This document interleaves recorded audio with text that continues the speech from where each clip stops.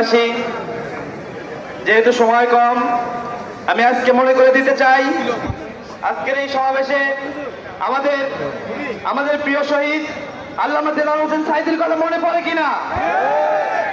এই আগস্ট মাসে এই স্বৈরাচার হাসিনা আমাদের বাংলাদেশের গর্ব প্রিয় মুফাসসিরকে মেডিকেল ক্লিনিং করার মাধ্যমে তাকে হত্যা করেছে। আল্লাহর সুপরিকল্পনা এক বছরের ব্যবধানে আল্লাহ রাব্বুল আলামিন এই নব্য ফিরাউন, বাংলার এই ফিরাউনকে এই দেশ থেকে বিতাড়িত করেছে।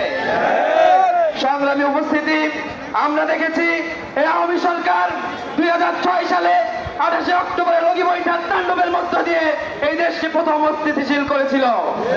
2009 সালে বিডিআর হত্যাকাণ্ডের মধ্য দিয়ে এই দেশের আইন শৃঙ্খলাকে সে নষ্ট করে দিয়েছে।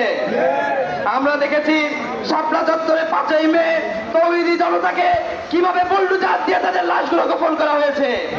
আমরা বলতে চাই, নতুন করে ছাত্র জনতার অভ্যুত্থানের মধ্য দিয়ে দেশ স্বাধীন হয়েছে। আর কোন চাঁদাবাজ, দুর্নীতিবাজ, কোন ধান্দাবাজকে এই দেশ ইজারা দেওয়া হবে না। আগামী দিনে দাঁড়িপাল্লাকে শক্তিশালী করার মধ্য দিয়ে এদেশ একটি ইসলামী রাষ্ট্র হিসেবে আমরা গঠন করবো ইনশাআল্লাহ। এই আহ্বান রেখে আমার কথা এখানে শেষ করছি। আসসালামু আলাইকুম ওয়া রাহমাতুল্লাহ।